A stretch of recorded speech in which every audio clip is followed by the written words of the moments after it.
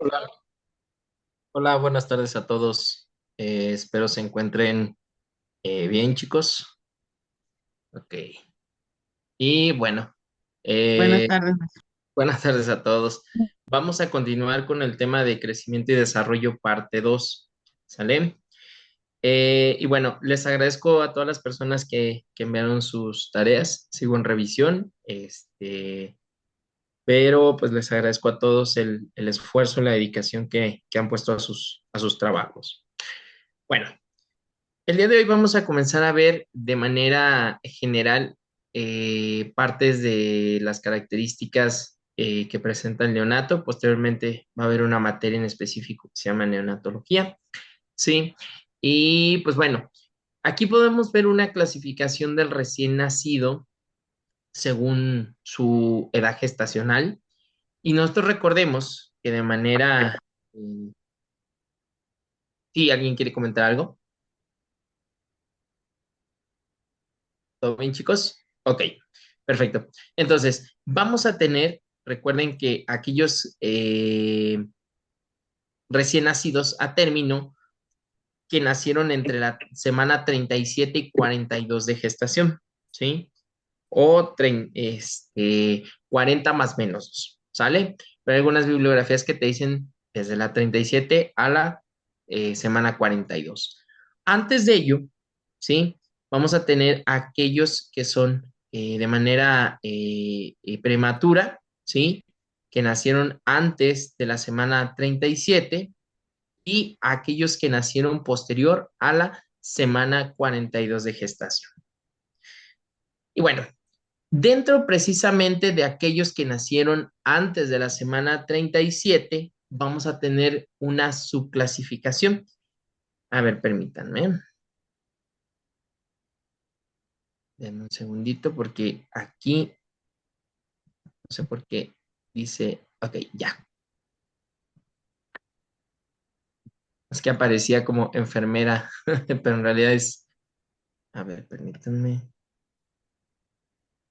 Ok, ahí si usted lo observa, bueno, es RN a pretérmino, ¿sale? O prematuro. Desconozco por qué me hace la modificación. A ver, permítanme. Vamos a actualizar la página.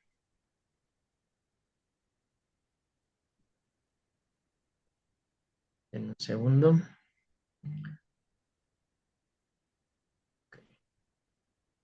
Probablemente sea alguna cuestión del traductor, pero bueno, ya se pudo resolver.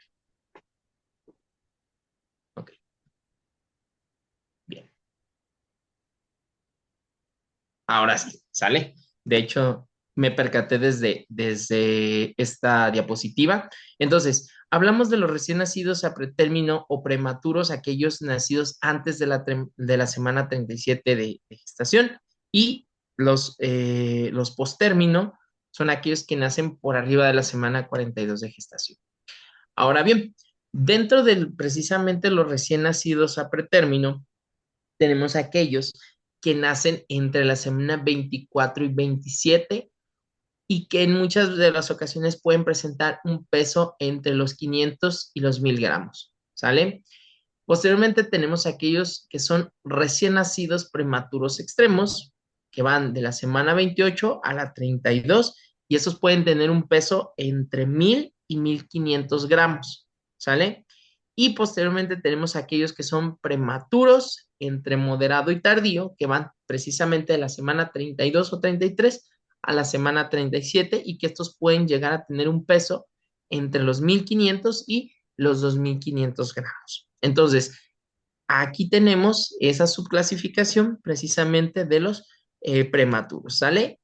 Igual, un ratito más les comparto también la presentación, chicos, para que la tengan, si no quieren tomarle una captura de pantalla, ¿sale? Ok, bien, muchachos. Ahora, recuerden que la semana pasada hablábamos de cuestiones de crecimiento, donde todo hablábamos de elementos cuantitativos, principalmente un aumento de las características anatómicas del niño o de la niña, ¿sí? Y para esto tenemos que entender que hay bibliografía que te habla de percentiles, ¿sale? Si ustedes recordarán cuando llevábamos en el pregrado la materia de metodología de la investigación, muy probablemente decíamos, ay caray, o que llevábamos bioestadística o cosas así, nosotros nos presentaban un gráfico, ¿sí? Este gráfico que lo formulábamos a través de una distribución normal y que hablaba, la parte central, si ustedes recuerdan, hablaba de la media, que en este caso es el promedio, ¿sale? Ok, precisamente este gráfico que nosotros conocemos como la campana de Gauss, ¿sale? Nos permite tener de manera gráfica o representativa la población que vamos a revisar. En este caso, las cuestiones de somatometría en los pacientes pediátricos, ¿sí? Entonces, por lo tanto, cuando hablamos de la media, el percentil nos vamos a referir a un percentil 50, ¿sale? Ahorita lo vamos a ver más adelante. Ok, precisamente cuando hablábamos de esta curva de distribución normal o campana de Gauss, hablamos de cuestiones de percentiles. ¿Qué quiere decir esto? Ok, aquí ponen un ejemplo con relación a la distribución de los niños, ¿sí? Con relación a su altura a los 3 años de edad. Nos dice, díganme, ¿todo bien, chicos? Ok, hablábamos aquí que en promedio, ¿sí? Según Nelson, tomamos este gráfico de Nelson, precisamente aquí ponemos la bibliografía, donde nos habla que el 50% o en promedio es de 94,9 centímetros a los 3 años en promedio, ¿sale? Ok, ¿qué quiere decir esto? Recordemos que aquí tenemos nuestra campana de Gauss y ustedes recordarán hace algunos años, ahorita que se dio esta cuestión epidemiológica del sarampión, aquellos que teníamos una cartilla de vacunación, la cual veíamos como unas líneas que iban subiendo, ¿sale? Y que esas líneas pensábamos que eran como una rampita o como una pierna, yo veía como una pierna de pollo. ¿Sí? Pero que en realidad eran tablas de crecimiento. Ah, ok. Es como si nosotros estas tablas o esta campana de Gauss la inclináramos y la fuéramos subiendo, ¿sale? Entonces aquí vemos a los 3 años, según la población, cuánto sería el percentil 50, cuánto sería el percentil 95, cuánto sería el percentil 5, ¿sale? Ok. Posteriormente a los 4 años, a los 5 años, etcétera, etcétera. Y si ustedes observan, va un crecimiento, ¿sí? De manera, paulatina, ¿sí? Poco a poco, pero vamos a decir que nos permite observar cómo es que se va desarrollando, perdón, cómo va el crecimiento en cada una de estas poblaciones, ¿sale? Ok, chicos. Bien, permítanme, creo que alguien eh, abrió la pizarra. Vamos a borrar aquí. Perfecto. Listo. ¿Sale? Muy bien. Ok. Hablar de percentiles, ¿sí? Es bien importante por lo siguiente. Vamos a imaginar que tomamos al azar 100 pacientitos, niñas y niños. Pongan ustedes 50 niñas y 50 niños. ¿Sale? Y a uno de ellos hacemos mediciones, ¿sale? Con características muy similares, vamos a imaginar que tiene 5 años, etcétera, etcétera, toda esta población, y nos da una campanita de Gauss, ¿sale? Ok, y dentro de ese grupo tomamos a un niño. Ese niño, vamos a decir que se encuentra en un percentil 60. Permítame regresarme. Ok, cuando hablamos de que se encuentra en un percentil 60, quiere decir que ese niño, de toda la población observada, 59 miden menos, ¿sale? Y 40 niños o niñas, no lo sabemos, ¿verdad? Esta es una cuestión al azar, miden más que él, ¿sale? Entonces, es cuando hablamos de las cuestiones de percentiles. Ahora, si de esa misma población nosotros tomáramos una niña, ¿sí? Y decimos que se encuentra en el percentil 79, ¿a qué se traduce esto? A que 78 niños o niñas, no lo sabemos, es porque es aleatorio, tienen una talla menor que esa niña. Sin embargo, 21 niños o niñas tienen una estatura por arriba, ¿sale? Entonces, cuando hablemos de percentiles, vamos a decir, ok, se encuentra en el 79% de la población estudiada, ¿sabes? O si hablamos de un que se encuentra dentro del percentil 60, se encuentra dentro del 60%, ¿sale? Entonces, así es como nosotros lo vamos a poder identificar en cuanto a los percentiles. Porque es importante entenderlos. Esta es una curva de crecimiento intrauterino, precisamente, que va desde la semana 20 hasta la semana 44 de gestación. Y si nosotros observamos aquí, ¿qué me habla? Tenemos una línea de color azul. Aquí voy a hacer un pequeño dibujito, ¿sale? ¿Qué tengo? Percentil 60, percentil 90, ¿sale?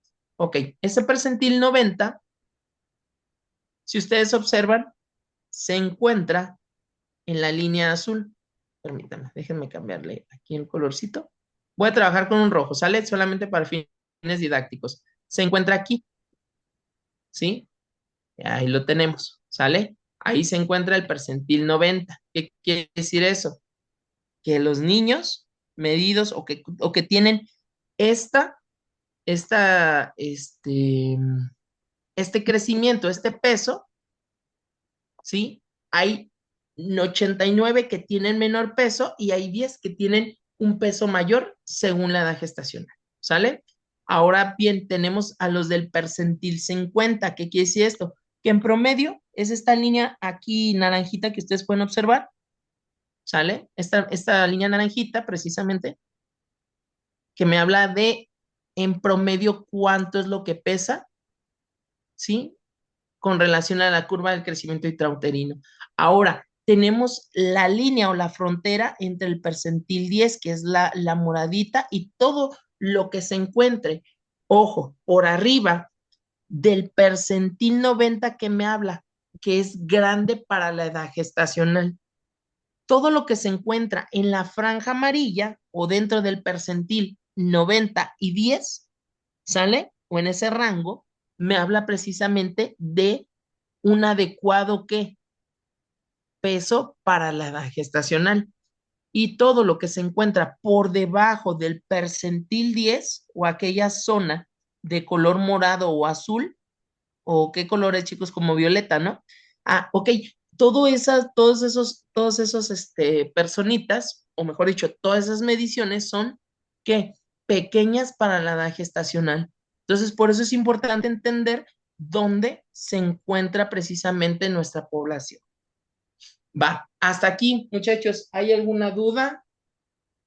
¿Alguna observación? ¿Vamos bien? ¿Vamos rápido?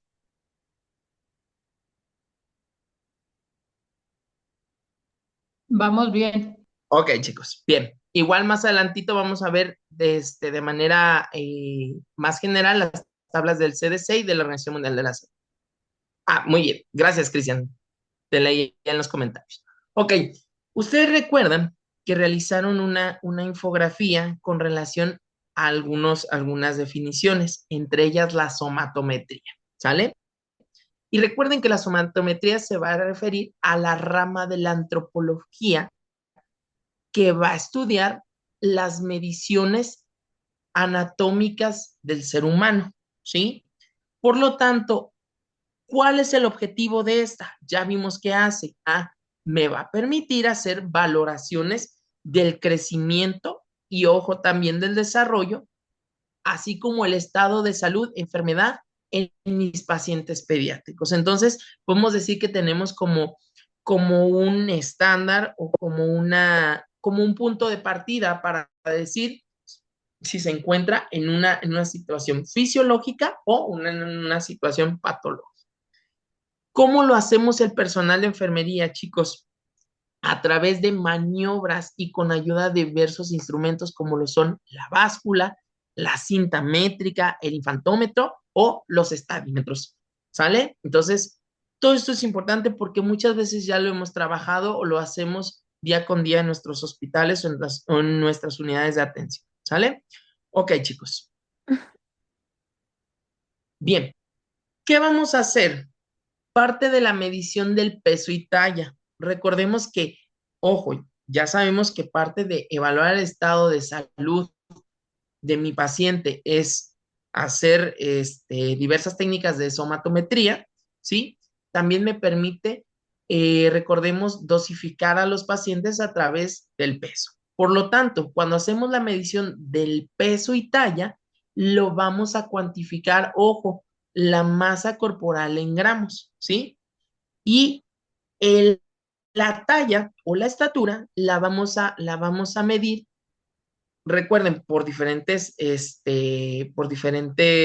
herramientas, y es la distancia, ojo, que existe entre la parte superior del cráneo y la planta de los pies de un individuo. Entonces, aquí podemos ver que para la medición del peso, pues vamos a utilizar, ¿qué, muchachos? Pues básculas, ¿sí? Hay unas que son precisamente para pesar a los pacientes neonatos y otras básculas en las cuales ya puede estar un paciente en bipedestación. ¿Sale? También tenemos las cintas métricas y algunos infantómetros donde precisamente vamos a colocar lo que serían las plantas de los pies en un extremo y el extremo que se recorre, vamos a acortarlo hacia donde se encuentra el cráneo, en este caso del infante.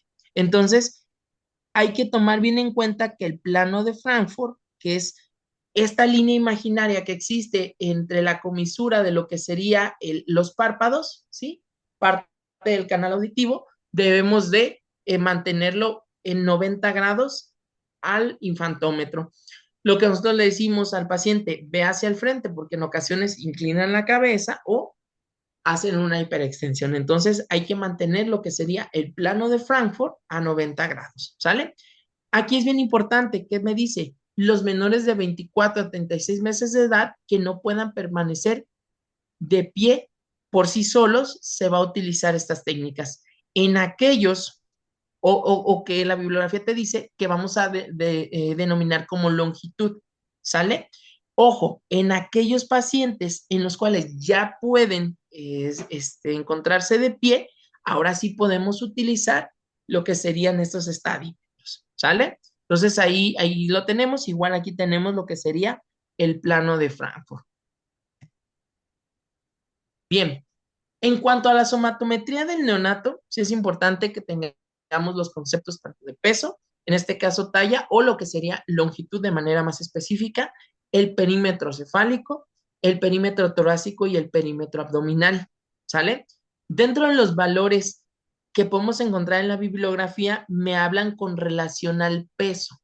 El peso va desde los 2.500 gramos hasta los 3.999 gramos. Recordemos que un bebé por arriba de estos lo vamos a considerar macrosómico, ¿sale? Tenemos la talla, la longitud, que en este caso es la longitud, que va de los 50 más menos 2 centímetros, y el punto de referencia, ¿cuál es? 50 centímetros. Dentro del perímetro cefálico tenemos 34, igual, más menos 2, el perímetro torácico, que sería de 33 más menos 2, y el perímetro abdominal, que sería de 32 más menos 2, ¿sale? Regularmente vienen disminuyendo en ocasiones el torácico y el abdominal, regularmente a veces lo pueden llegar a tener muy similar, pero aquí vemos lo que sería parte de la somatometría, ¿sale, chicos?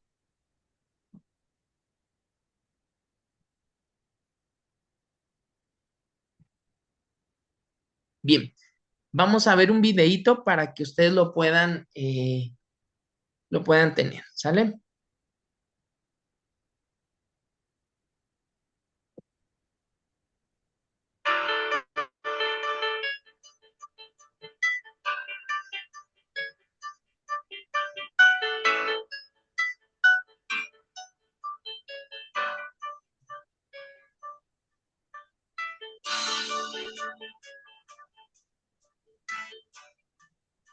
De forma muy cuidadosa, se toma al recién nacido y se lleva hacia la pesa.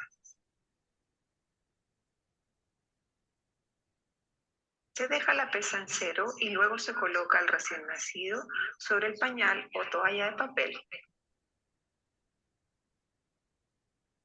Se visualiza el peso en gramos.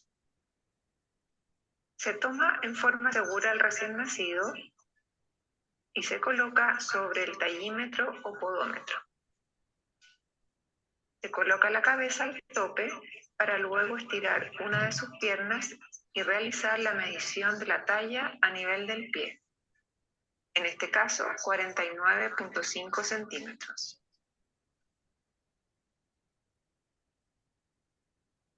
Para finalizar, se lleva nuevamente el recién nacido a la cuna radiante, donde se realizará la medición de la circunferencia craneana.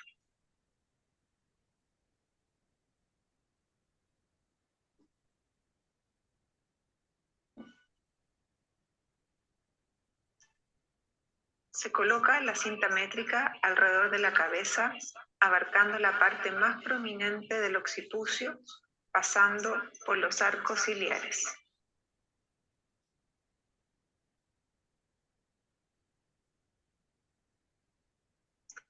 Se registran los valores obtenidos.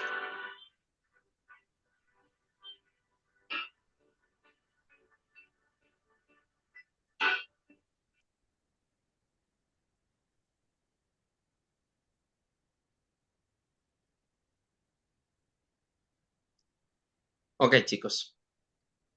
Bien, esto sería en cuanto a la talla, el peso y el perímetro cefálico. Dentro del torácico, recordemos lo que lo hacen a través, a la altura de lo que serían las tetillas, ¿sí? Y posteriormente el abdominal. Recordemos que se sugiere que sea al momento de la expiración, ¿sale? ¿Para qué? Para que precisamente la respiración no pueda ahora sí que darnos un dato erróneo, ¿sale? Ok, bien. Es bien importante entender que los neonatos tienen un peso al nacer, ¿sale? Pero regularmente tienen dentro de la primera semana una pérdida fisiológica, una disminución del peso que va entre los 10 y el 12%. Entonces, si hablamos de que pierden eh, el 10% en un paciente de 3.000 gramos, entonces va a perder como 300 gramos, ¿sí? Y ojo, esto se da precisamente debido a la pérdida de líquido extracelular, a que hay una limitada ingesta nutricional entre lo que sería la alimenta o la nutrición que se daba en la vida intrauterina versus la vida extrauterina.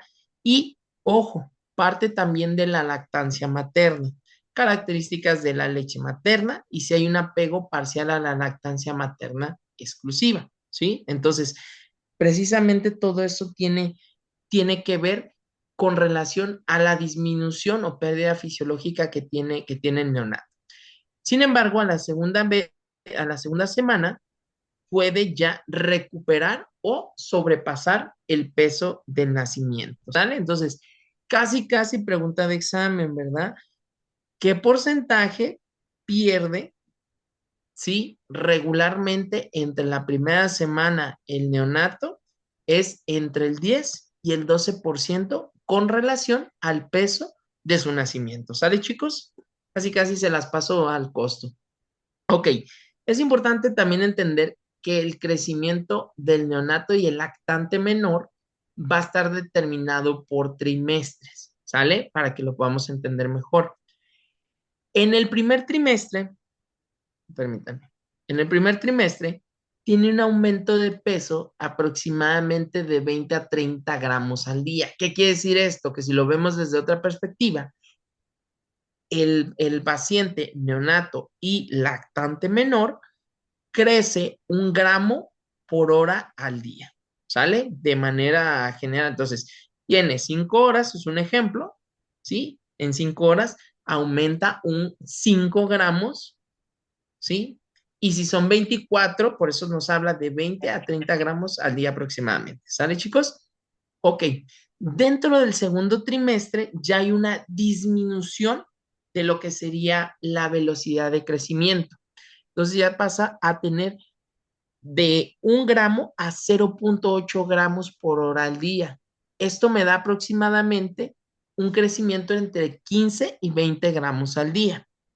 Y posteriormente, cuando ingresa un lactante menor al tercer trimestre, el aumento del peso es aproximadamente de 12 a 15 gramos. ¿Qué quiere decir esto?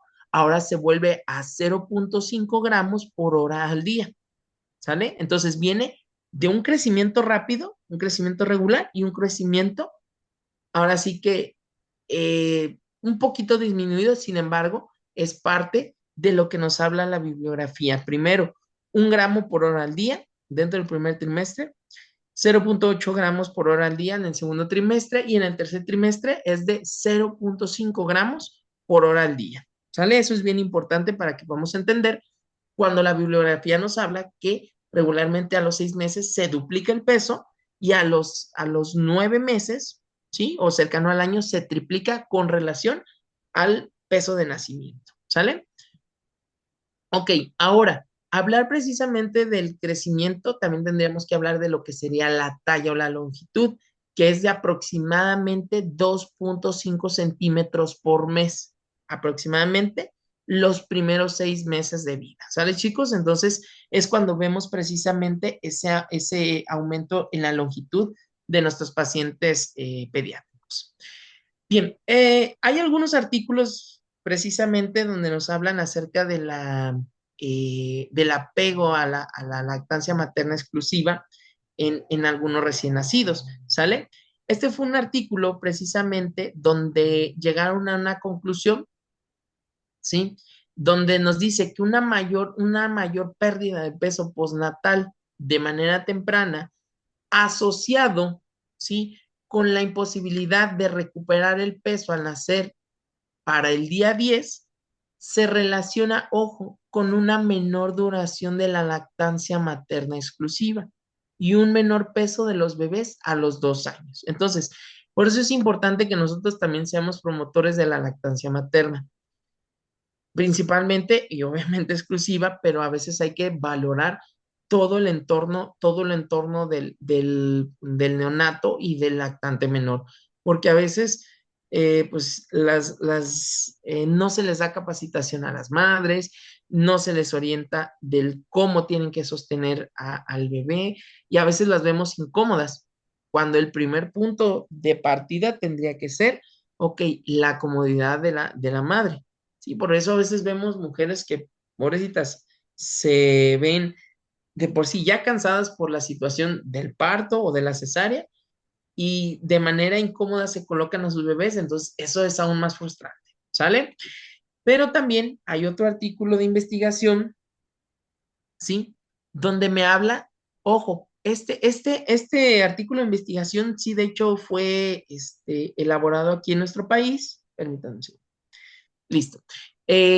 Precisamente en un hospital regional de Autlán Navarro, de aquí, Jalisco, sí, del estado de Jalisco, donde llegaron a esta conclusión que me dice que los niños alimentados con una lactancia materna, perdón, con una lactancia mixta, presentan una mayor ganancia de peso, ¿sale? Comparado con aquellos que fueron alimentados de una lactancia materna exclusiva. Aquí lo tenemos, lactancia mixta, ¿sí? Y lactancia materna exclusiva. Pero, ¿qué nos dice también este artículo? La lactancia materna exclusiva permite, ojo, un crecimiento y desarrollo normofuncional. También hay otro punto importante que dice, aporta componentes hormonales y nutricionales que protegen y estimulan a qué? El sistema inmunológico. ¿Sí? Además de que cumple como un factor protector para el neonato con relación a la obesidad. En comparación con la fórmula láctea, que me dice que presenta componentes nutricionales en cantidades elevadas a los requerimientos nutricionales del neonato, lo cual va a generar una mayor ganancia de peso. ¿Qué quiere decir esto? Ok, que hubo una mayor ganancia de peso cuando se incluían estas fórmulas lácteas, ¿sí? Alguien me puede decir, ah, hombre, tuvo un mayor incremento de peso. Ah, ok, y fue acelerado. Sin embargo, en comparación con la lactancia materna exclusiva, hubo un mayor crecimiento y desarrollo de manera fisiológica se fortaleció el sistema inmunológico y además de que fue ¿qué? Ya lo vimos, factor de protector, un factor protector, perdón, contra la obesidad, en este caso de quien recibía la leche materna. ¿Sale? Entonces, aquí vemos la comparativa de este artículo de investigación entre lactancia materna exclusiva y lactancia mixta, ¿va? Entonces, es bastante interesante porque, pues, a veces en nuestros hospitales, ¿qué es lo que hacemos? Ofrecemos fórmula láctea, cuando lo ideal sería que nosotros realmente diéramos esa información a las madres de cómo dar ahora sí que la leche materna, ¿sale? Hay quienes por las condiciones a lo mejor lo entendemos, que no se les puede proporcionar por una cuestión patológica de la madre o simplemente el estado del binomio, pues a lo mejor podríamos hacer un stand-by. Sin embargo, habría que analizar la manera del cómo poder potencializar la lactancia materna, ¿va? Ok, chicos, recordemos que también los neonatos tienen características importantes. Digo, esto ahorita nada más lo vamos a ver de manera general. Sí, parte de que también tienen como este cebito, ¿verdad? Que le llama a la gente, porque en realidad es vermix gaseoso. Estos puntillitos que vemos también en su pielecita, que son parte del milium facial, y recordemos parte de las fontanelas y suturas, que son precisamente parte que nos permiten valorar estados de hidratación en los pacientes. Como les digo, lo vamos a ver más a detalle cuando tengamos la materia en anatomía. Ok, parte precisamente del ritmo y crecimiento del desarrollo físico. Si ustedes pueden observar en el periodo fetal, aquí observamos que tiene un mayor crecimiento la parte cefálica. Recordemos que es precisamente parte del crecimiento y, ojo, desarrollo del sistema nervioso. Por lo tanto, me habla de que existe un volumen más grande, ¿sí? En comparación al cuerpo. Cuando hay una etapa, ¿sí? A los 5 meses, ya en la etapa fetal, si ustedes observan, ya la proporción de la cabeza no es, no es mayor al 30% en comparación al resto del cuerpo, ¿sí? Y posteriormente ya vamos a decir que comienza a tomar esas características de niño, ¿sí? Posteriormente de lo que sería, perdón, el preescolar, el escolar, el adolescente y el adulto. También nosotros podemos ver que el ritmo de crecimiento, si ustedes observan aquí, vemos el sistema linfático, cómo se va desarrollando y va creciendo a través de los primeros años de vida, que es donde regularmente nosotros comenzamos a vacunar a esta población y también se presentan un gran número de enfermedades infecciosas. Pero también tenemos una que tiene un crecimiento rápido, pues sostenido, y tiene una meseta que es el sistema nervioso. ¿Y qué me dice? Hay una línea central que es de manera general. Ah, ok, de manera general el resto de órganos, vamos a decir lo que crece en este ritmo. Entonces me habla que tanto el sistema linfático, perdón, sí, el sistema linfático como el sistema nervioso crecen por arriba del promedio, ¿sale? Y también hacen una comparativa en relación, ¿sí? Con lo que sería los genitales, que estos comienzan obviamente a crecer, sin embargo, a partir de los 10 a 12 años comienzan a tener un mayor crecimiento, ¿sale? Ahí lo tenemos, chicos. Precisamente, si ustedes revisan en Wong de enfermería pediátrica, nos habla que las pacientes tienen una progresión de crecimiento o dos patrones, que sería el primer patrón, que es cefalocaudal, que es de la cabeza a los pies, ¿sí? Y posteriormente, próximo distal, que quiere decir de cerca hacia lo lejos, ¿sale? Entonces, aquí vemos cada una de las flechas de cómo se va dando precisamente ese crecimiento, que es patrón de la cabeza a los pies y del centro a la periferia, ¿sale? Ok, bien. Parte precisamente de estas fases de crecimiento físico, me habla de un crecimiento rápido que va de los 0 hasta los 12 meses o hasta el primer año de vida. Fueron los que ya habíamos descrito, ¿sale? El aumento del peso, recordemos, del primer, segundo y tercer trimestre. Su talla aproximadamente del crecimiento se da a los 20 centímetros, si ustedes recuerdan que es de 2,5 centímetros aproximadamente cada mes, y comienza la erupción dentaria después de los 6 meses. Ya comenzamos a ver esos pequeños brotes de las coronas cuando comienzan ya a hacer la transición o lo que sería la lactación. Después hay una fase de transición donde regularmente los niños tienen un aumento de 3 a 4 kilos de peso, ¿sale? Aproximadamente año. Los músculos de extremidades comienzan a desarrollarse, lo que también le va a permitir que hacer actividades físicas, ¿sale? La anatomía precisamente ya del niño comienza, o mejor dicho, esta transformación de bebé a niño y que ellos mismos lo identifican y lo vamos a ver más adelante. Y posteriormente hay una dentición, en la mayoría de los casos ya se completa, que es una dentición temporal. Después viene una fase de crecimiento lento y estable que va de los 3 a los 12 años y esta se produce, tiene una ganancia aproximadamente de entre 25 y 50 kilos de lo que sería el peso, ¿sale? Perdón, de 25 kilos y 50 centímetros de los 3 hasta los 12 años aproximadamente. Existe el recambio dentario, ustedes lo recordarán, comienzan a tener o cuando éramos pequeños que decíamos, es que ya se me cayó un diente, ok, hay un recambio precisamente de la anatomía dentaria. Existe una maduración o fortalecimiento de todos los sistemas corporales, ya lo vimos, y el crecimiento va a depender de qué, de factores tanto del paciente como de su entorno. Ok, chicos, hasta aquí, ¿cómo vamos?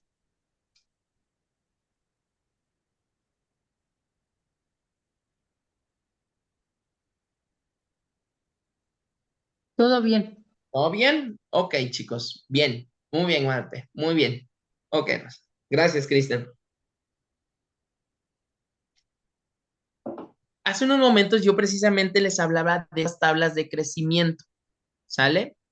Gracias, Alma. Estas tablas de crecimiento, si ustedes lo recordarán, ¿sí? En su mayoría las teníamos en esas cartillas de vacunación. Ya ahorita tienen una cuadrícula, ¿sale?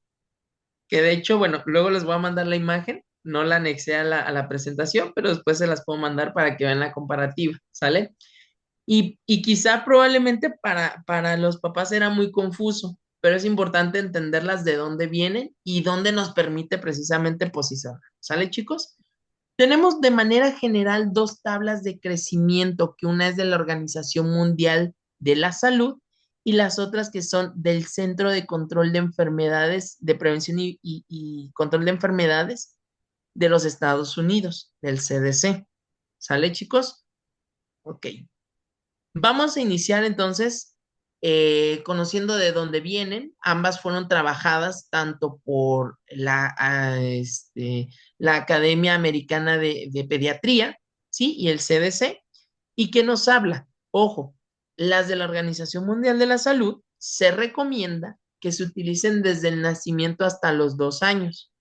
Y el resto, que serían las del CDC, se utilicen de los 2 años hasta los 20, ¿sale? Solamente son recomendaciones. Obviamente, si en tu lugar de trabajo dices, ¿sabes qué? Trabajo con las tablas del CDC con relación a crecimiento, pues bueno, trabajas con ellas. Si en tu lugar de trabajo trabajan con las de la Organización Mundial de la Salud, ok, trabajo con estas. ¿Sale, chicos? Bien, cuando hablamos precisamente de la tabla de crecimiento de la Organización Mundial de la Salud, me habla que fue resultado de que de estudios de investigación longitudinales y transversales, ¿sí? Que fueron publicadas en el 2006, ¿sale? Pero que tenía una característica bien curiosa.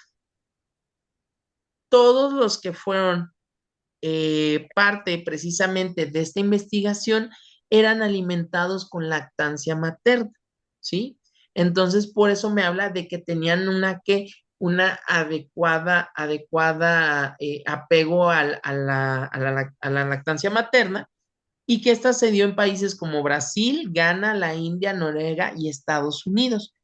Posteriormente fueron incluidas al contexto clínico y ojo, una de sus limitantes que nos dice que indicios del crecimiento pues solamente fueron aquellos o fue una población que tenía las mejores, tenía condiciones, bueno, eso es lo que marca el artículo, ¿sale? Perdón, Wong y Nelson en sus tratados de pediatría, que eran niños adecuadamente alimentados y con una buena atención sanitaria. Entonces eso me hablaba así como que, híjole, tenían pues factores importantes para un crecimiento y desarrollo adecuado, que pues la mayoría de los niños, si no es que todos, deberían de tener. ¿Y esto qué me habla?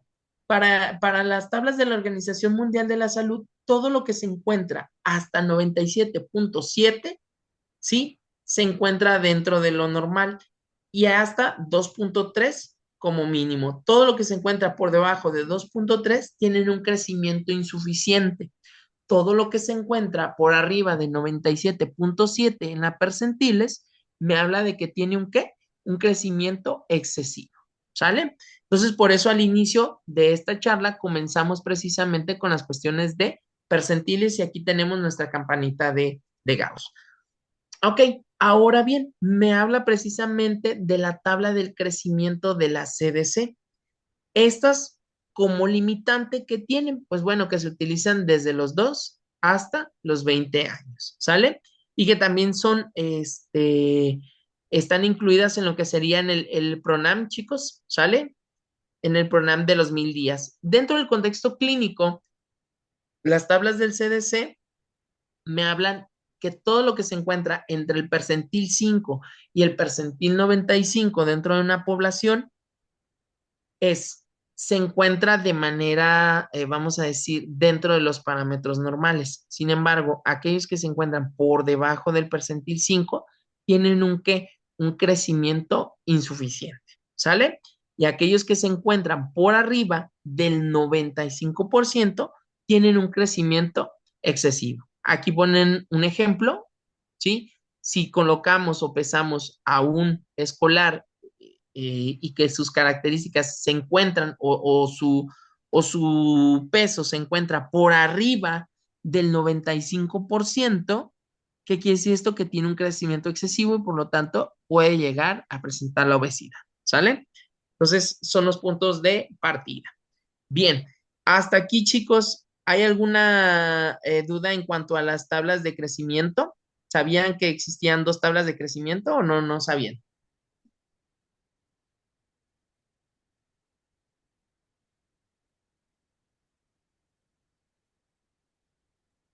Sí, maestra, sí estábamos. Bueno, sí, yo sí estoy enterada de eso. Sí, muy bien. Ok, creo que todos las conocían y sabían el origen de ellas.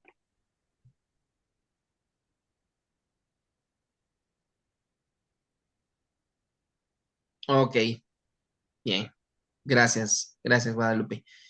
Bien, sí, precisamente es importante entender cómo fueron empleadas y como les digo, según el lugar donde te encuentres, pues bueno, si te dicen trabaja con esta, pues bueno, trabajas con las que, bueno, me da gusto saber que la mayoría sí conocen que hay dos tablas. ¿Sale, chicos? Ok, entonces continuamos. Ahora, ¿qué nos toca también a nosotros valorar? El desarrollo neurológico, ¿sale? Nosotros cuando veíamos regularmente en el pregrado, recuerden las materias de fisiología, nos hablaban de los reflejos, ¿sí? Los seres humanos tenemos el reflejo nauseoso, tenemos el reflejo toxígeno, ¿sí? Como algunos ejemplos, pero hay algunas respuestas motoras, ¿sí? Que no tienen variación ante un estímulo y que estos los vamos a llamar reflejos, pero Los neonatos regularmente tienen algunos reflejos que según hay bibliografías se llaman primarios, primitivos o arcaicos, ¿sale? No hay ningún problema en cómo las llamen, si son reflejos primitivos, reflejos primarios o arcaicos. Lo importante es entender cómo se valoran el reflejo de Moro, el reflejo de búsqueda, el de succión, el de presión, el reflejo de marcha y el reflejo de Babinski, ¿sí? Alguien me podrá decir, oiga, profesor, el reflejo de Babinski en un adulto es patológico. Sí, precisamente, en un adulto. Por eso hablamos de que depende de la edad, del crecimiento y desarrollo. Entonces, en estos pacientes, sí un reflejo de Babinski, sí, es algo fisiológico, ¿sale? Y que estos van a estar regulados precisamente por el tallo cerebral. Porque es importante que los valoremos. Ya lo hemos platicado, permite conocer cómo es que se da el desarrollo e integración del sistema nervioso y permite que en muchas de las ocasiones orientar sobre posibles lesiones o cuestiones patológicas de manera estructural. ¿Sale, chicos? Ahorita vamos a ver cada uno de los reflejos primitivos o arcaicos.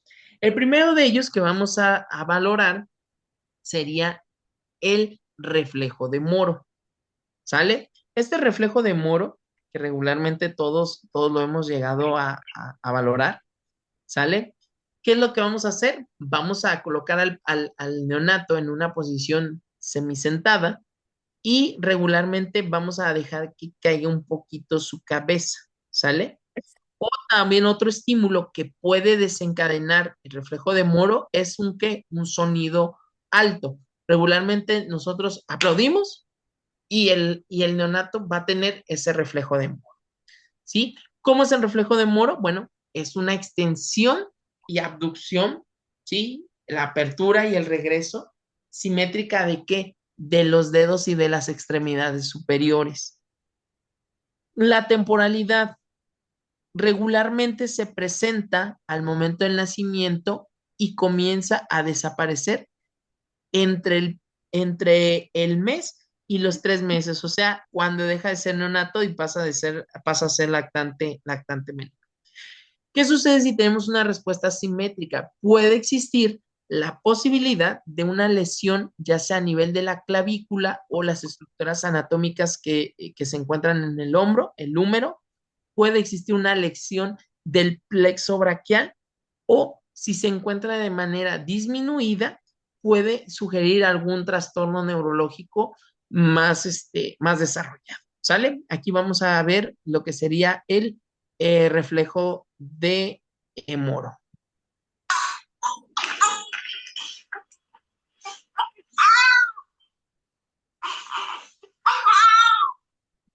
¿Sí? Ok. Lo vamos a poner de nuevo para que lo puedan ver.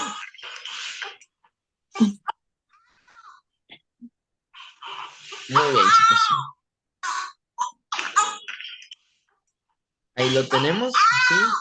Sería la extensión y la abducción simétrica de las extremidades superiores, ¿sale? La mayoría es que ya hemos valorado este tipo de reflejos. Tenemos lo que sería también el reflejo de búsqueda, ¿sí? Regularmente cuando estimulamos de manera suave los labios del neonato, ¿qué hace? Va a dirigir su boquita hacia donde se encuentra ese estímulo. ¿Qué sucede si no hay una respuesta? Pues bueno, eso nos puede orientar a lo que sería una parálisis facial o alguna lesión neuromuscular. Aquí vamos a ver el reflejo, ¿sí? Vean cómo se encuentra de manera lateral izquierda a la bebé. Vamos a volver a ponerlo, ¿sí? Ahí observan.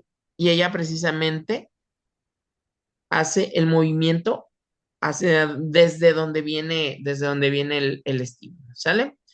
Ok, también tenemos el reflejo de succión, ¿sí? Regularmente lo hacemos al momento de estimular con suavidad los labios. ¿Cuál es la respuesta que vamos a tener o el reflejo?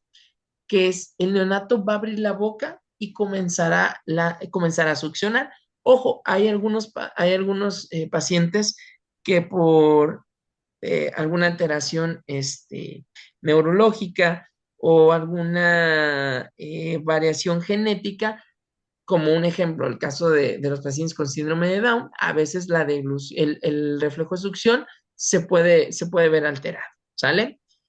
Muy bien. O en aquellos que tienen, que son prematuros extremos, también es otro en el cual se puede ver una disminución de la respuesta de estos estímulos, ¿sale? O este reflejo.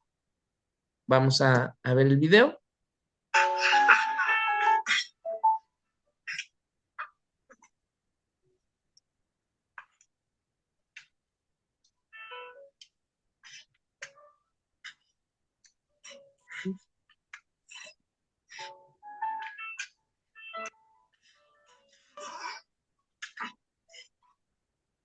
Muy bien, chicos. Ahí tenemos, ahora vamos con el reflejo de presión, ¿sí? Regularmente lo hacemos cuando colocamos ya sea un dedito en la palma del neonato y lo que hace él es que cerrarnos la manita, ¿sale? Aquí lo vamos a ver. Si fuera una respuesta simétrica, puede indicar o puede dar indicios de alguna parálisis y lo vamos a ver aquí en el video. Así se ve el reflejo de presión.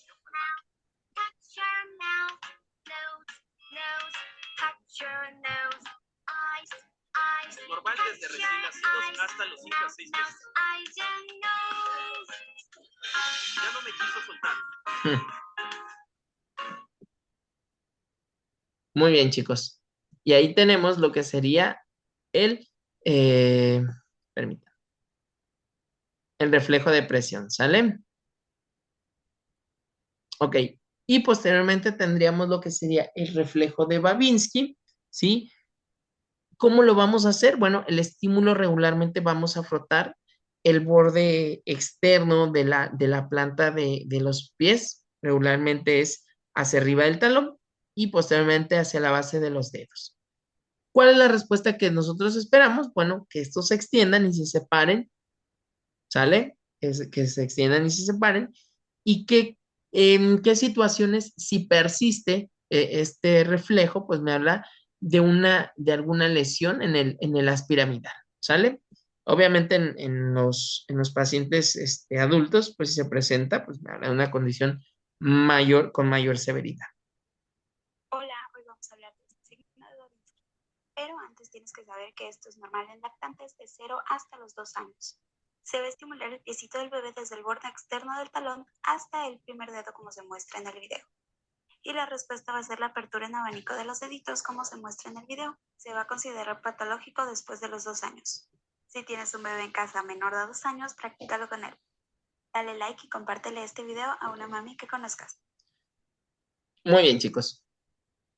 Ok, aquí estamos viendo, nos pregunta Lupita Sandoval, ok, ¿cómo sería un reflejo asimétrico en el reflejo de presión? Ok, chicos, asimétrico, recuerden, se presenta de un lado, ¿sí? Si de un lado sí hay esa respuesta y del otro lado se ve disminuida o no hay respuesta, a eso podríamos considerarlo como asimétrico, ¿va? Regularmente la intensidad debería de ser muy similar de ambos lados, pero si en alguna vemos que está disminuida o que es muy marcada esa disminución, ¿sí? Ahí hablaríamos de una asimetría, ¿sale? No sé si respondí esa pregunta. Ah, muy bien. De nada, Lupita, para servirle, ¿sale? Muy bien, chicos. Excelente. Ok, bien. Hasta aquí. ¿Vamos bien? Ahora está un poquito largo el tema, ¿sale? Pero eh, no pasa nada. Aquí todos vamos trabajando. Muy bien, chicos. Ok. Bien importante, ¿sale? Los signos vitales. En alguna ocasión una maestra nos preguntaba qué eran los signos vitales y que el personal de enfermería somos no conocedores, deberíamos ser expertos en signos vitales. Y nos preguntaba ya que cuál era la definición. Ok, alguien puede decir signos de vida. Ok, sí, pero ¿qué son esos signos? Si ustedes revisan, la mayoría de la bibliografía te dice que son manifestaciones biológicas. ¿sí? Las cuales vamos a poder observar, vamos a poder tocar, o sea, vamos a palpar, vamos a auscultar, o sea, la vamos a escuchar, y que estas se pueden medir en una persona que se encuentra con vida, ¿sale? Entonces, ya esa definición casi todos no la sabemos. Y, ojo, esta sería una pequeña tablita de signos vitales en pediatría. Hay otra tablita que viene en la norma oficial mexicana de control de niño sano. También la pueden utilizar, ¿sale? Pero aquí vemos, y también la Organización Mundial de la Salud tiene una tabla. La utilicen la que ustedes, ahora sí como dicen, más les convenga o que más confianza le tengan. Regularmente los parámetros son muy similares, ¿sí? Y ahorita lo vamos a ver. Igual le pueden tomar una captura de pantalla y si no, un ratito más les envío la presentación en PDF, ¿sale? Ok, vamos a ver entonces, chicos, la frecuencia cardíaca y o pulso, ¿sí? Que este es un tema que abre mucho debate.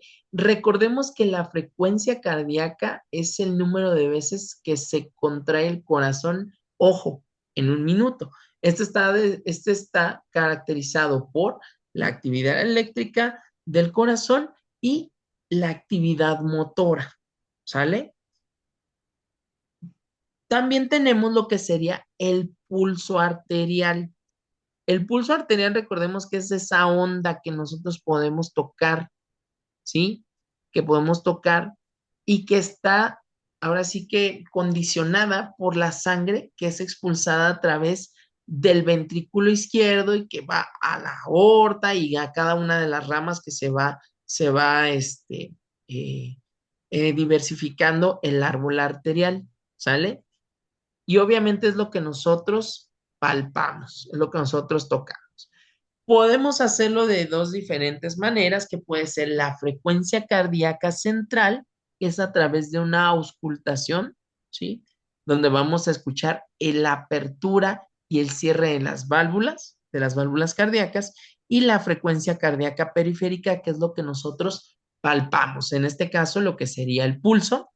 Y ojo, dentro de los recién nacidos, recordemos que una frecuencia cardíaca entre 120 y 150 para ellos es normal, ¿sale?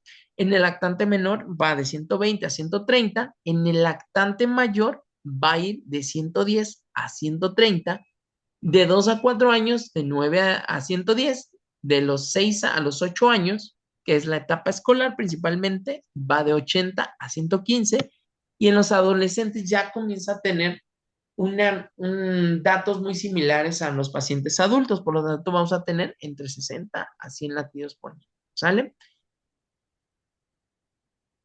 Dentro de la frecuencia respiratoria, ¿sí? Recordemos que es el fenómeno en el cual existe una inspiración y una expiración. Inspiración y expiración, la suma de ambas condiciona una respiración, ¿sale? Y esto es importante para que nosotros podamos proveer de los gases necesarios, como es el oxígeno, para llevar a cabo el metabolismo celular. Dentro de los recién nacidos, tenemos que hay frecuencias respiratorias que van de los 40 a los 50 por minuto, los lactantes menores que van de 30 a 40, los lactantes mayores que van de 20 a 30, los preescolares, ¿sí? Que están de 2 a 4 años, que van de 20 a 25 por minuto, de 6 a 8 años, aproximadamente entre 18 y 20, y los adolescentes ya pueden ir desde 16 a 20 por minuto, ¿sale? Bien, aquí va algo bien interesante, ¿sale, chicos? La presión arterial en pediatría, ¿sí? Ojo, aquí tenemos algunos ejemplos, pero yo les sugiero que utilicen la tabla de la Organización Mundial de la Salud donde habla de la presión arterial, ¿sale? Esa es una muy buena herramienta. ¿Y qué me dice? Recordemos que la presión o la fuerza que genera, mejor dicho, la fuerza que genera la sangre a través de los vasos sanguíneos, ¿sí? De las arterias, es parte de es la presión arterial, ¿sí? ¿Por qué está condicionada? Obviamente por el volumen minuto cardíaco y la resistencia arterial periférica. Recordemos que sería volumen minuto cardíaco, que sería parte de la precarga, y la resistencia arterial, que sería parte de la poscarga. Ojo, estas son reglas de la presión arterial en pediatría, ¿sí? Casi, casi pregunta de examen, muchachos. ¿Qué me dice la primera regla? Ustedes pueden buscar estas reglas que se encuentran también en Nelson de Pediatría. Que en un neonato la presión arterial sistólica, ¿sí? Mínima debe de ser de 60 milímetros de mercurio. ¿Cuánto debe de ser? De 60 milímetros de mercurio, la sistólica por más bajita. Ahora me habla que en un lactante menor, la presión arterial sistólica mínima debe de ser ¿de qué? De 70 milímetros de mercurio. Entonces ya comienza a haber un aumento de esta.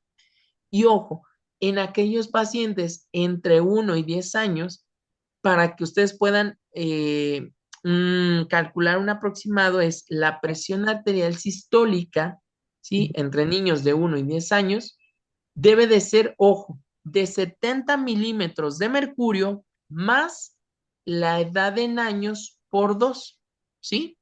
¿Qué quiere decir esto? Ok, tenemos 70 milímetros de mercurio, le vamos a sumar lo que sería el producto de multiplicar la edad en años, en este caso que sería, un ejemplo, 5 años por 2 nos da 10, ¿sale? Y si a esos 10 le sumamos 70, ¿qué me dice? ¿Qué me dice, muchachos? En un niño de 5 años. Tengo 5 años por 2 me da 10, ¿sale? Y le sumo 70, o sea, ese niño, como sistólica mínima debe de tener de 80 milímetros de mercurio, ¿sale? La sistólica. Como les menciono, las tablas de la Organización Mundial de la Salud tienen hasta presiones arteriales medias. Entonces también es importante que las vayan revisando. En un ratito más les paso el link para que puedan tener esas tablitas, ¿sale? Y que yo les sugiero, pues las tengan a la mano, ¿sale? Hasta en PDF, pero que las puedan tener.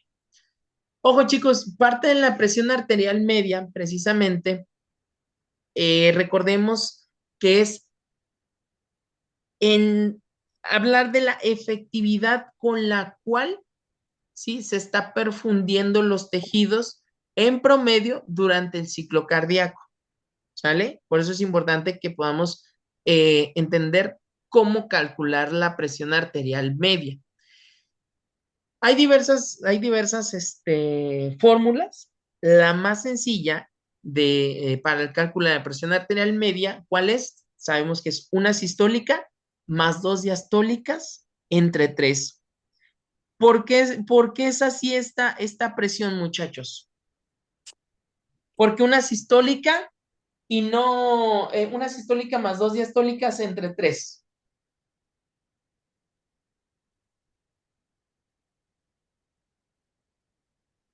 ¿Alguien tiene alguna idea? Digo, porque siempre nos han enseñado eso. Nos han enseñado, sí, una sistólica más 2 diastólicas entre 3. Y en alguna ocasión yo pregunté, oye, ¿y por qué no es una sistólica y una diastólica y le dividimos entre 2? ¿Alguna vez se han preguntado eso?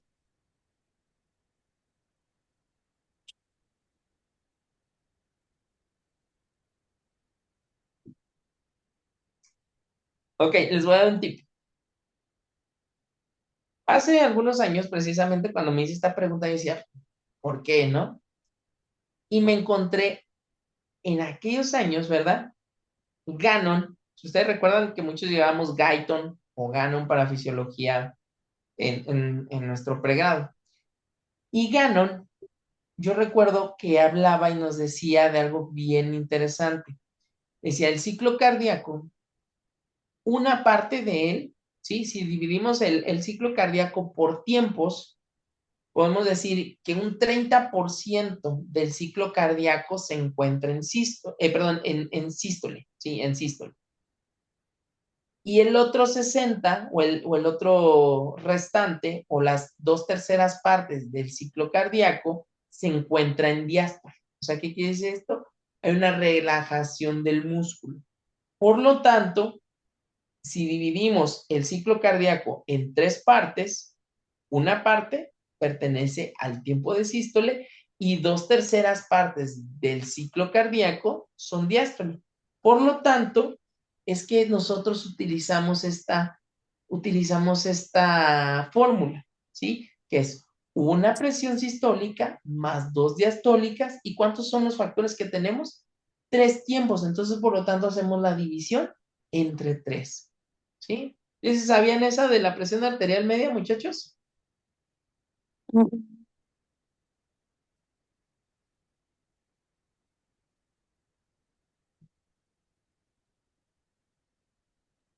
Más o menos, maestro, Más o menos. que el corazón está obviamente en la sístole tarda más tiempo relajado. Sí, en la diástole. Ajá, así es. Sí, en la Entonces, diástole tarda muy más bien. tiempo relajado. Exactamente, entonces está más relajadito y al momento de eyectar a través de los ventrículos, igual también recuerden que las aurículas también tienen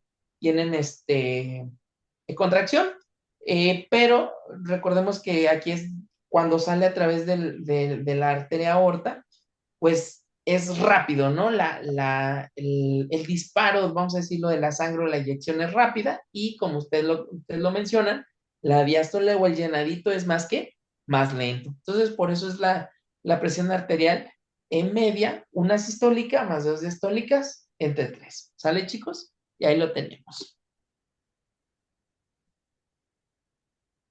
Esta es precisamente, ¿sí? La tabla que les comentaba con relación a la Organización Mundial de la Salud, ¿sí?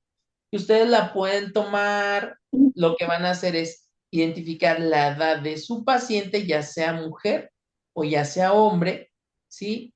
Y aquí van a revisar, ok, qué presión arterial sistólica y diastólica debe de tener en, como mínima, como máxima y en promedio. Entonces, ustedes pueden utilizar esta tabla y creo que es bastante descriptiva y les va a ayudar mucho en todos sus pacientes, desde menores de 7 días hasta los 18 años. Aquí la primera tabla nos habla con relación a la mujer y aquí nos habla con relación a los hombres. ¿Sale, chicos? Y ahí lo tienen. Y si ustedes, alguien me puede decir, oiga, ¿y cómo es eso? Sí, váyanse a la de hombres para que vean. Hay algunos que traemos más fresquecito los valores en adultos. Ok, ¿qué me habla aquí? Uno de 17 años o de 18 años, ¿cuánto me dice el valor que tiene? Si nos vamos hasta el final, tiene una sistólica en promedio de 118 y una diastólica de 71.9. ¿Sabes? Entonces, si lo comparamos con el libro de fisiología o de fundamentos de enfermería, se encuentra dentro de los parámetros que nos hablan.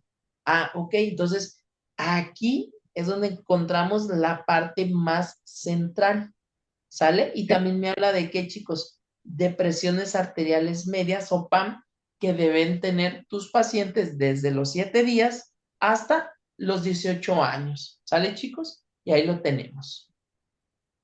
Muy bien. Igual aquí les dejo el QR por si lo quieren escanear. Y si no, en un ratito más les paso la liga para que la tengan presente. ¿Sale? Ok. Nos habla también que regularmente el manguito, ¿sale? Debe de tener aquí las circunferencias máximas, ¿sí? La anchura y las longitudes para que puedan y todos podamos realizar una medición adecuada. ¿Sale, chicos? Igual ahorita les mando la presentación. Recordemos también la temperatura corporal, ¿sí? Que es el grado de calor que se genera entre la termogénesis y la termólisis y que parte precisamente de este calor es resultado del metabolismo celular. Los valores son muy similares a los que encuentran en un paciente adulto. Entonces podemos decir que son los signos vitales que mayor se acomodan a un paciente adulto, ¿sale? De todas maneras, en la tablita de presión arterial, ahí también se encuentran lo que sería la frecuencia cardíaca, la frecuencia respiratoria, la temperatura y de manera así ya más específica, esta tablita que les estoy presentando aquí. ¿Sale, chicos? Igual ahorita se las paso. Ok, ya casi vamos a terminar, ¿sale? Como les dije, hoy era un poquito,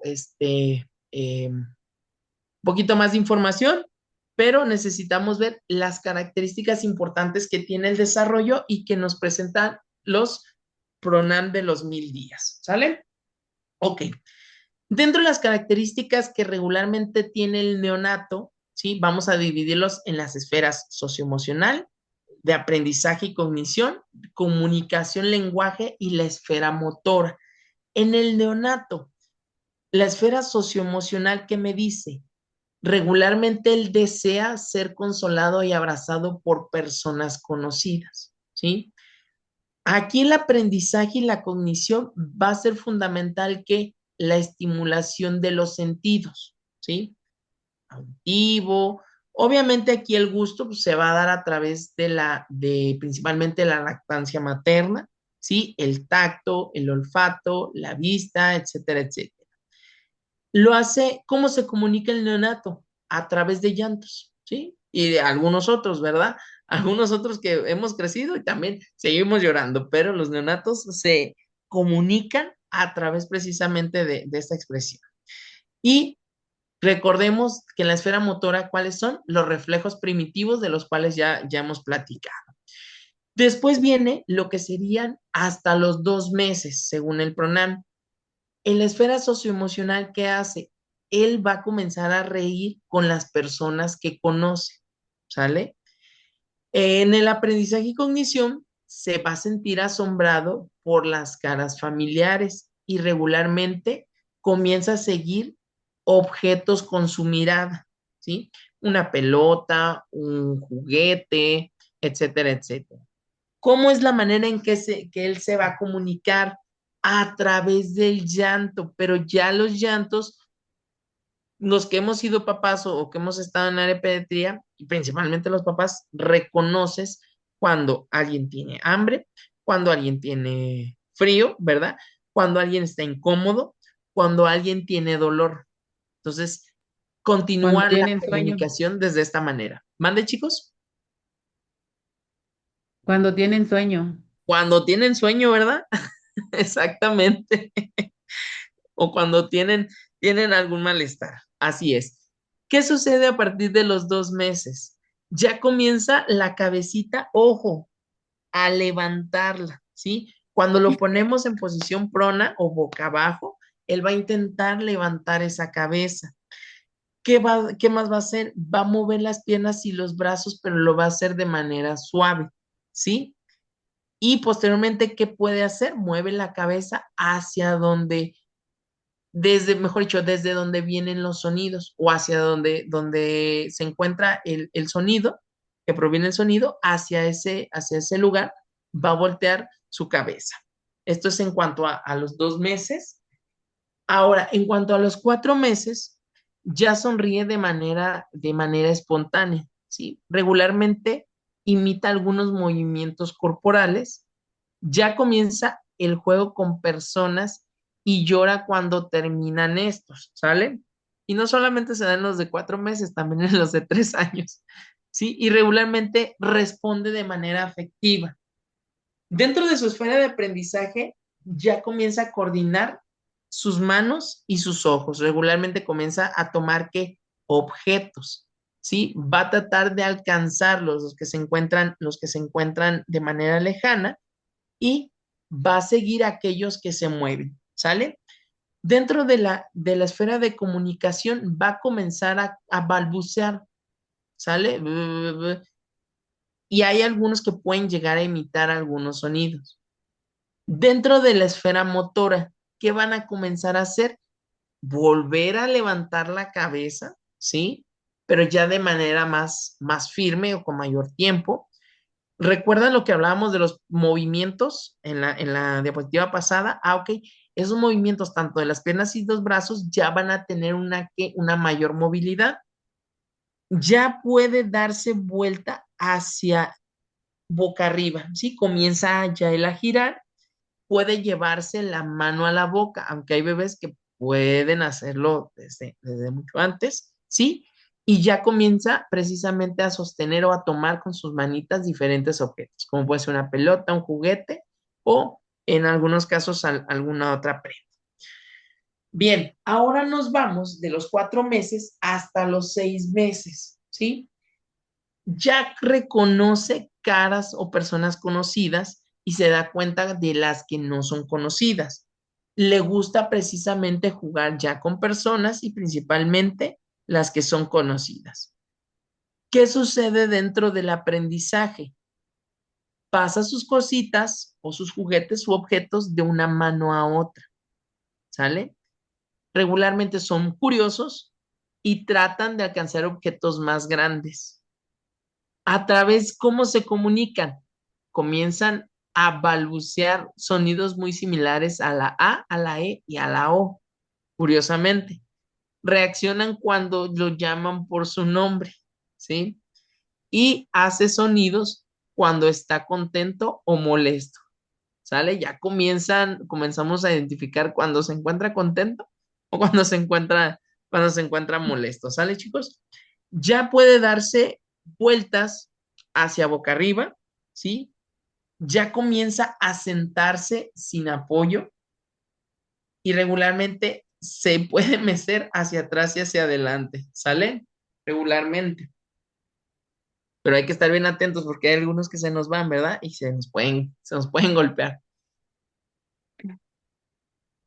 Cercano hasta los 9 meses, ¿sí? Ya comienza a sentirse mayor seguridad con aquellas personas que conoce, pero ojo, con aquellas que no conoce, comienza a tener mayor temor, ¿sí? Ya comienza a tener objetos o juguetes favoritos. Dentro del aprendizaje, ¿qué es lo que hace? Observa cosas que regularmente caen y busca objetos o animales que llegan o pueden llegar a esconderse, ¿sale? Por eso es que los vemos jugando a veces en la tierrita con las hormigas y todo eso, entonces hay que tener bastante cuidado porque ya comienza esa curiosidad de ir a explorar ese mundo, ¿sale? Puede llegar a entender el no, ¿sí? Puede llegar a emitir sonidos que estén relacionados con mamá, como mamá, mamá, mamá, mamá, ¿sí? Y ya comienza a señalar objetos o cosas con sus deditos, ¿sí?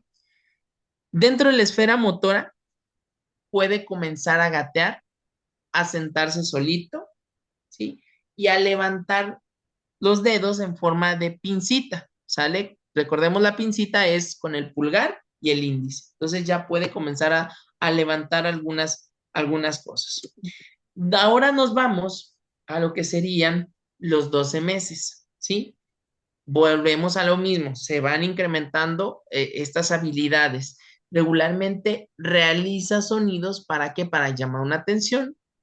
Llora cuando se va una persona que lo está cuidando, ¿sí?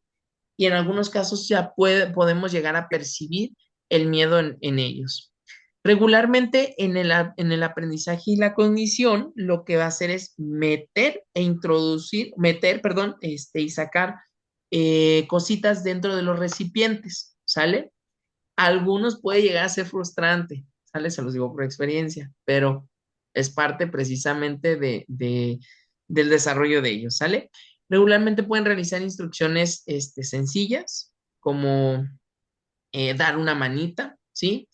Y regularmente les gusta curiosar los objetos, comienzan a voltearlos, a revisarlos, ¿sí? Ya ven, les llaman la atención estos colores, entonces vamos a decir que le dan una vueltecita a todo el juguete, ¿sabes? Dentro de la comunicación, ya pueden mover la cabecita de un lado a otro para poder expresar algo que no les agrada. Regularmente se despide o saluda con la manita, ¿verdad? Que la mayoría de los niños, si ustedes observan, o mejor dicho, de los lactantes menores, cuando dicen saluda a tu tía, ¿qué hacen? ¿Sí? Con la manita la mueven de manera muy suave. ¿sí? En algunos casos podrían llegar a pronunciar algunas palabras o sonidos relacionados con mamá o papá, ¿sale? Dentro de la esfera motora pueden llegar a dar algunos pasitos, ¿sí? Ya comienza, pero ojo, obviamente con ayuda, y estos mismos ya se pueden ir parando poco a poco. Ok, chicos, nos vamos a lo que serían hasta los 18 meses, ¿sí? Ya comienzan los berrinches. Es importante, hay algunos que no se nos han quitado, ¿verdad? Entonces, comienzan los berrinches. Demuestra de igual manera el afecto por las personas a las cuales conoce, y a aquellas por las cuales no conoce, pues también se ve el miedo o el disgusto. Eh, Comienza a conocer para qué funcionan algunas objetos, como puede ser una cuchara, ¿sí? Porque recordemos que ya comienzan a tomar, a comer algunos otros alimentos. Puede señalar algunas partes del cuerpo, ¿sí? Y regularmente puede construir torrecitas de hasta 2 o 3 bloques. Entonces ya comienza a ir agregando algunos objetos o juguetes dentro de sus actividades. Eh, como lo comentamos, puede decir las palabras mamá y papá, o algunas otras que son muy comunes como sí o no, ¿sale? Ya aquí lo normal sería que camine solo. Regularmente ya puede jalar objetos más pesados, y regularmente ya comienza a tomar en una tacita o a comer con una cucharita solito. Obviamente hacen un batidero, ¿verdad? Pero es parte de lo mismo, y ya llevan precisamente el alimento y la bebida a lo que sería su boquita. Y posteriormente, chicos, pues nos vamos a lo que serían los 24 meses, o donde termina la etapa de lo que sería el lactante, perdón, en mayo, ¿sale? Que nos habla de que regularmente ya comienzan a convivir con otros niños o niñas, o hay quienes lo hacen desde antes, ¿sí? Dependiendo de las circunstancias sociales de su entorno, ¿sí? Ya comienzan de nuevo a tener un comportamiento desafiante en aquellas situaciones en las cuales eh, se pueden sentir ahora sí como en peligro, ¿sí? O que tienen miedo, o que tienen alguna situación desagradable. Ya hay una mayor independencia, ya pueden hacer cosas por sí solos, ya comienzan a reconocer los colores, comienzan a jugar y a utilizar la imaginación, y la construcción de torres es algo bien, bien importante, bien interesante. ¿Por qué? Porque ya comienzan a tener esta noción de ir subiendo objeto con objeto, ¿sale? Ya se permite comunicar a través de señalar objetos, realiza instrucciones muy sencillas, ya comienza a repetir palabras, conoce los nombres de las personas, a mamá y a papá los conoce por estas palabras, ¿sí? Y ya puede comenzar a tener puede ampliar el número de palabras que utiliza, ¿sí? Ya comienza a pararse de puntitas, además de obviamente de que camina, ya puede patear algunos objetos como puede ser una pelota, ya comienza a bajar y subir muebles. Tengan mucho cuidado porque la mayoría también comienzan a querer subir y bajar escaleras, pero lo hacen de manera que se puedan agarrar. En alguna ocasión una compañera y un servidor, pues platicamos, ¿no? ¿Qué tan importante es esto? Y pues lo vemos que es importante que nos lo hagamos bajo supervisión, y que además te permite que ellos tengan la seguridad de descender a través de una escalera, ¿sale? Ya comienza a tener trazos de líneas y algunos círculos. Y bueno, muy bien, chicos. Esto es de manera general con relación al desarrollo a los 24 meses, ¿sale? Como les dije, hoy fue un tema bastante pesadito, y lo entiendo para ustedes, ¿sí? Por eso es que van a tener que leer este artículo, y van a mandar un resumen de este artículo, ya saben, a más tardar el día domingo a las 23:59 hora del centro de México. Les dejo el QR precisamente para que puedan identificar este artículo de la revista de Gastroenterología de México, donde nos habla del consenso de alimentación complementaria de la Sociedad Latinoamericana de Gastroenterología, Patología y Nutrición Pediátrica del 2023. Vamos a platicar aquí, mejor dicho, en la siguiente clase, de qué pueden ir agregando a la alimentación, de aquellos mitos que se tienen, tanto ahora sí que la adaptación de la miel, que por ahí viene, de la lactancia materna, hasta cuándo, exclusiva y complementaria, etcétera, etcétera. Es un artículo de investigación bastante interesante. ¿Sale, chicos? Y bueno, ok. Nos vamos a quedar hasta aquí el día de hoy. Como les comenté, el tema es un poquito pesadito, pero bueno, yo sé que la mayoría de ustedes han estado atentos. Les agradezco mucho el que se hayan conectado. Los que no entiendo que tienen algunas otras actividades, pues también les deseamos que tengan una excelente tarde. No sé si alguien quiere hacer alguna aportación, algún comentario, sugerencia, duda o algo. ¿Qué les pareció el tema de hoy? Maestro, yo sí quisiera retomar la parte del peso de los niños. Sí, díganme. Eh, Igual todavía no me pongo a hacer el análisis profundo o hacer las fórmulas, porque yo recuerdo que antes se nos enseñaba el aumento de peso en el primer cuatrimestre, por ejemplo, de los niños, que se nos decía que aumentaban 750 este, gramos Ujú, por mes en el primer cuatrimestre. En el segundo aumentaban 500 gramos y en el ujú, tercer cuatrimestre 700, en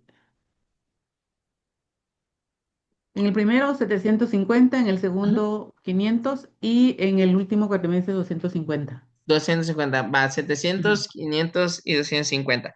Muy bien. Ajá, Si nosotros revisamos, ¿sí?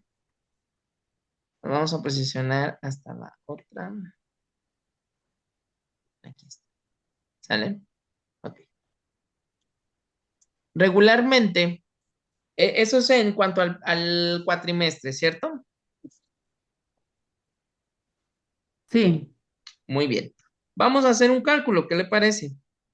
perfecto. Por eso le dije que no, o sea, no me he puesto a comparar, a hacer el No se comparativo. preocupe, Sí, no pasa perfecto. nada. Aquí podemos hacer la comparativa. Sí se ve la diapositiva, ¿verdad?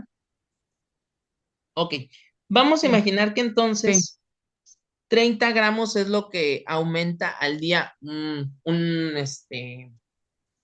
neonato lactante menor, ¿sale? Ok, al día. Es un ejemplo, ¿sale? 30 si nosotros lo multiplicamos por 28, ¿sí? ¿Cuánto me da? 840. 840, ¿verdad? Ahora vamos a hacerlo a 20 por 28, 560. ¿Sí, verdad? Sí, Entonces tengo 840 más 560. ¿Cuánto me da? 1400. Si esos 1400 lo divido entre 2, ¿sí? En promedio, ¿cuánto me da? Ay, 700. exactamente. Entre 2, 700. ¿Sí? Y ahí es donde le hablaban ¿cómo se llama? De esos valores que anteriormente le enseñaban, solamente que no se lo desglosaban día por día o de hora, por día. Sí, sí, por eso le comentaba de que no había hecho a fondo la fórmula para ver Ajá. si se aproximaban los pesos, pues. Sí, se aproximaban exactamente, pero creo que ya quedó un poquito más desmenuzado la manera en cómo le enseñaban, que es correcta, y ya lo pudimos verificar a través de estas fórmulas, Sí, maestro, gracias. ¿verdad? No, de qué para servirle. Qué bueno que ya sí quedó resuelta esa parte. Sí, claro, sí, completamente. Sí, igual, si gustas, después hacemos el ejercicio del segundo trimestre, tercer trimestre, para ver si nos concuerda esa información. ¿Sale? Ok, sí, claro que Muy sí, bien. gracias. No, de qué para servirles. Muy bien, chicos. ¿Alguien más? Bueno, si no es así, les agradezco a todos el tiempo, sus participaciones. Son un grupo muy participativo y eso es muy bueno porque nos enriquece a ambas partes de la pantalla. Pues no me queda más que desearles una bonita tarde, una bonita noche. Por favor, ahorita voy a subir también lo que sería en PDF la presentación para que la tengan y puedan, por favor, escanear el código QR que los va a redireccionar al artículo de investigación del cual van a tener lectura. ¿Sale? La próxima semana ya tendríamos lo que sería el primer examen. ¿Sale? Recuerden que el primer examen va a comenzar a habilitarse a partir de las 6 de la tarde y se va a cerrar a las 23:59 eh, de la hora centro de ese día para que consideren pues las personas que trabajan en el turno nocturno o en el turno vespertino, consideren el tiempo adecuado para que puedan realizarlo, ¿sale? Y pues bueno, muchas gracias a todos y que estén bastante bien. Gracias.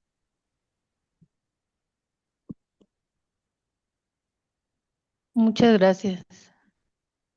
Gracias, maestro. Gracias, profesor. Gracias, profe.